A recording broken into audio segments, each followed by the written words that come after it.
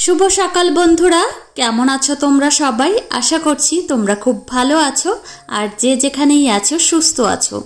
Ameo बेश भालो आछि। एस फैमिलीते आज आरेकटी नतून ब्लगे तोमादेरके अनेक स्वागत जानाई। आज के हलो आगस्ट मासेर 8 तारीख बृहस्पतिवार और एखन घड़ीते समय सकाल 8टा बाजे। तो एदिके माम्माम घुम थेके उठे गेছে तो ओर मासिमणिर संगे मुड़ी खाচ্ছে और एदिके आमी खाबारटा तैरी करছি। माम्मामेर बाड़ीते तो अनेक खाबार रयेছে और आमी बापेर बाड़ीते खाबार এনেছি मात्र दुटो। तो एकटा होच्छे सेरेलैक और होच्छे ओट्स और सुजी आना हयनि। आमार दादाके सकालबेला बोलेছিলাম सुजी एने दिते तो दादा सुजी एने दिয়েছে। तो एखन माम्मामके आमी सुजी रान्ना करे खाওয়াবো। तार जोन्नो सुजी किन्तु हालका एकटू आमी शुकनो खोलाय भेजे निয়েছি हालका मतो कोनो रकम एकटू और एदिके काउ मिल्क आमी जाल दिए निয়েছি।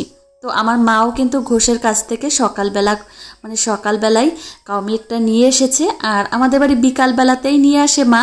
तो आजके सकालेर दिके जेहेतु माम्मामके आमी काउ मिल्क खाওয়াবো सेई कारणे सकालेर दिकेई निये एसेছে। तो एदिके सुजी किन्तु रान्ना हये गेছে। माम्मामेर এই বাটিটা আমি বাড়ি থেকে নিয়ে এসেছি আর এই বাটিটায় খাবার রাখলে খাবার পরিমাপ করতে আমার অনেকটা সুবিধা হয়। মেয়েকে কতটা পরিমাণ খাবার খাওয়াবো তো এটাই আমার সুবিধা হয় অনেক। আর আমার বাপের বাড়িতে অনেক বাটি আছে তবুও এই বাটিটায় খাবার রাখলে আমার সুবিধা হয়। একদম ছোট্টবেলা থেকেই কিন্তু মাম্মামকে এই বাটিটায় করেই খাবার খাওয়াচ্ছি। আর বাটিটা ওর একটা ঠাম্মি দিয়েছিল মানে আমার এক কাকি শাশুড়ি মা দিয়েছিল মাম্মামের মুখে প্রসাদের সময়। तो आमार मा देखेছো लंका कि सुंदर भावे रोदे दिएছে और একটা কাপড় দিয়ে ঢেকে দিয়েছে আর শালিক পাখি এসে জানো তো লঙ্কাগুলো খেয়ে নেয় ওই জন্য ওইভাবে ঢেকে দিয়েছে।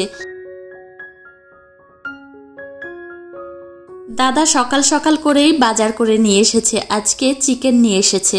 তো এদিকে আমি পরিষ্কার করছি আর পরিষ্কার পরিচ্ছন্ন দিক থেকেই আমিই করি।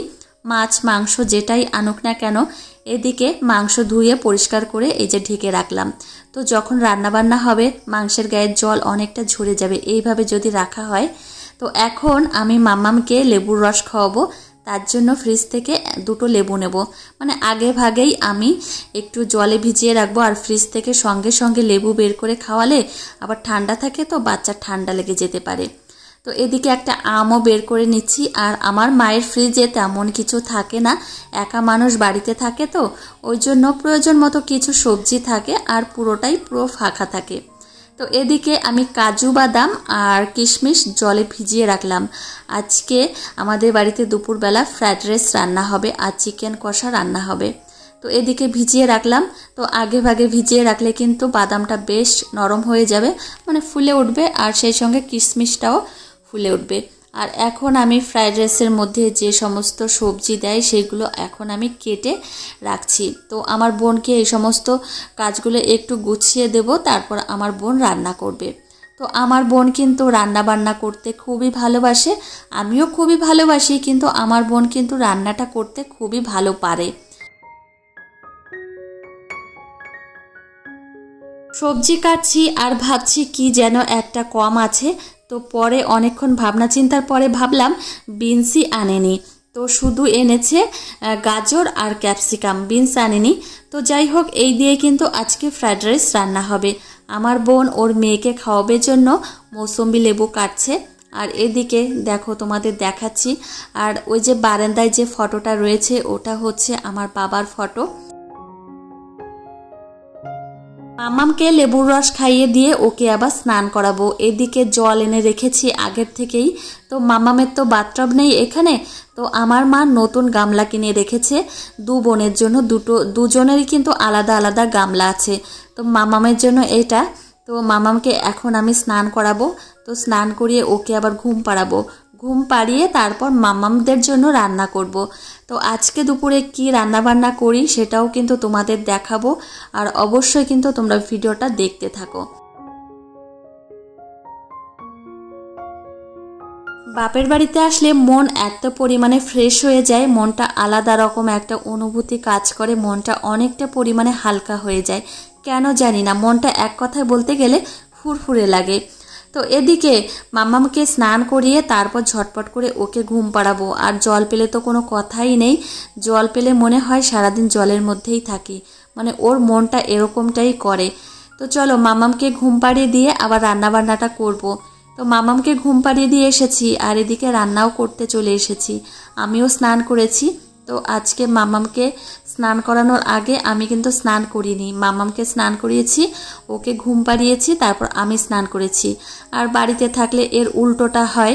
তো এদিকে বাপের বাড়িতে রয়েছি, তো ওই জন্য একটু অনিয়ম হয়।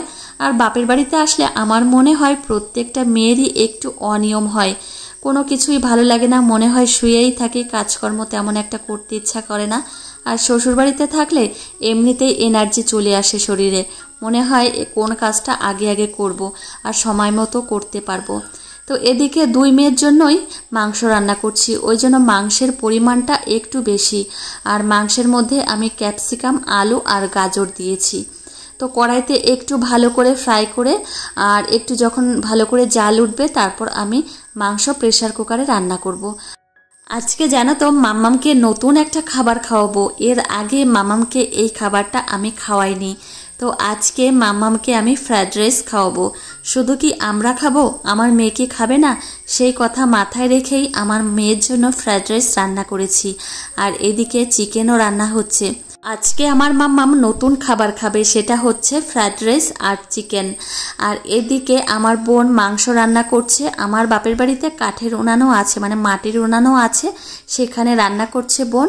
আর বোনকে আগে ভাগেই বলে দিয়েছিলাম যে আমার জন্য কয়েক পিস কষাই মাংস রাখতে। তো শ্বশুরবাড়িতে কি হয় জানো তো, রান্না বান্না করি তখন আর খেতে ইচ্ছা করে না, আর যখন ভাত খেতে বসি তখনই খাই, আর তখন কষানো মাংস ঠান্ডা হয়ে যায়, তখন আর ভালো লাগে না। তো বোনকে বলেছিলাম যে যখন কষানো হয়ে যাবে তখন আমার জন্য 2 পিস তুলে রাখতে। তো আমার জন্য শুধু তুলে রাখেনি, মায়ের জন্য রেখেছে, ওর জন্যও রেখেছে। আমরা সবাই মিলে এখানে খেলাম। আর মাম্মামের জামা কাপড়গুলো এখন একটু উল্টে পাল্টে দিচ্ছি, ঘন ঘন করেই কিন্তু উল্টে পাল্টে দিচ্ছি, না হলে শুকাতেই চায় না।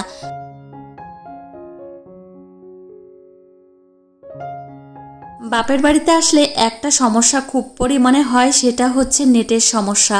আর আমাদের ও বাড়িতে তো তোমাদের দাদাভাই ওয়াইফাই বসিয়ে দিয়েছে, নেটের কোনো সমস্যাই হয় না, যত খুশি নেট চালাও। কিন্তু এই যে বাপের বাড়িতে এসে এত পরিমাণে অসুবিধা হয়, আর তোমাদের দাদাভাই মানে তেমনভাবে নেট ভরে দিতেও চায় না, খুবই মানে মনে কষ্ট পায় আর কি। তো যাই হোক, এদিকে জামা কাপড়গুলো আমি উল্টে পাল্টে দিলাম। আর আমার মাম্মাম ঘুমিয়েছিল, আবার ঘুম থেকে এই যে উঠেও গেছে।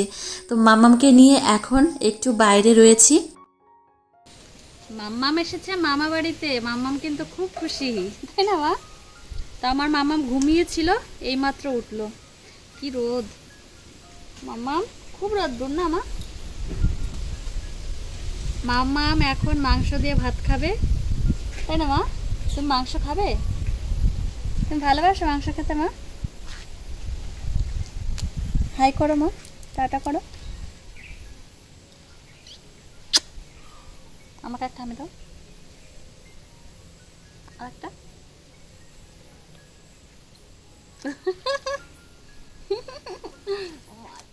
দেখি আমাকে দাও, টাটা, আমাকে একটা আমি দাও। শ্বশুর বাড়িতে থেকেও আমার মেয়েকে যেভাবে আমি যত্ন করে থাকি, বাপের বাড়িতে এলেও তার থেকে বেশি যত্ন করে থাকি। মোট কথা যে প্রান্তেই থাকি না কেন আমার মেয়ের যত্নের কোনো ত্রুটি হয় না। মাম্মাম যেদিন মামা বাড়িতে আসে সেদিন ওর ঠাম্মি আর ওর দাদা ভাই আমাকে বলছে যে মাম্মাম মামা বাড়িতে যাচ্ছে, ওর শরীরের যত্ন নিও, ওর যেন কোনো অসুবিধা না হয়। ওই জন্যই কিন্তু আরও ভয়ে ভয়ে থাকি মাম্মামের শরীরটা যেন একদম সুস্থভাবে বাড়িতে নিয়ে যেতে পারি। তো এদিকে মাম্মাম অনেক দুষ্টুমি করছে, আর এদিকে আমার ফোনের নেট শেষ হয়ে গেছে। দাদাকে বলছি যে দাদা আমাকে একটু নেট ভর্তি করে দে, না হলে আজকের ভিডিও আমি আপলোড দিতে পারবো না। তো বাপের বাড়িতে আসলে এই একটা সমস্যা হয়। আর দাদা যখন বাড়িতে না থাকে তখন দাদাকে ফোন করে বলি যে দাদা আমার ফোনে একটু নেট ভর্তি করে দে। আর তোমাদের দাদাভাইয়ের কাছে আমি যদি বলি আমার এখন 500 টাকা লাগবে, আমাকে কিন্তু দিয়ে দেবে, কিন্তু যদি বলি আমাকে 2 GB নেট ভর্তি করে দাও তাহলে দেবে না, এত কিপটামি করে। তো আমি মনে মনে কিন্তু অনেকটাই কষ্ট পাই। তো যাই হোক, এদিকে আমার মেয়েকে এখন আমি খাওয়াবো। আর মামামের খাবারটা তো আগে ভাগেই রেডি করে রেখেছি। আর এই যে মামামের জন্য আজকে ফ্রাইড রাইস রান্না করেছি, সেই সঙ্গে এই যে চিকেন। আর মামামকে তো চিকেন আমি একটু হালকা পাতলা করেই রান্না করে দিই। আর তার সঙ্গে এই যে 2 টুকরো গাজর নিয়েছি। আর এখন আমার মামামকে খাওয়াবো। তো আমার মামামকে এই খাবারটা নতুন খাওয়াবো, জানি না কেমন খাবে, তবে খাওয়ানোর সময় বোঝা যাবে যে মামাম খাবারটা কেমন করে খায়। তো এই যে দেখো, আমার মামামকে কিন্তু খাবারটা খাওয়াচ্ছি, ও কিন্তু ভালোভাবেই খেয়ে নিয়েছে। মামামকে খাওয়ানো শেষ হয়ে গেলে তোমাদের দাদাভাইকে আর আমার দাদাকে খেতে দেব। তোমাদের দাদাভাই এতটাই কাজে ব্যস্ত থাকে, আসার সময়ই পায় না। এই যে এখন এসেছে আর এখন খেতে দেব। তো চলো, আজকের ভিডিওটি আর বেশি বড় করব না, এখানেই শেষ করব। তোমাদের কেমন লেগেছে অবশ্যই কিন্তু জানিও। ভালো লাগলে একটা লাইক কমেন্ট করতে ভুলো না। আর তোমাদের সঙ্গে দেখা হবে কিন্তু পরের ব্লগে। ততক্ষণে তোমরা সুস্থ থেকো, সাবধানে থেকো এবং নিজেদের খেয়াল রেখো। টাটা বন্ধুরা।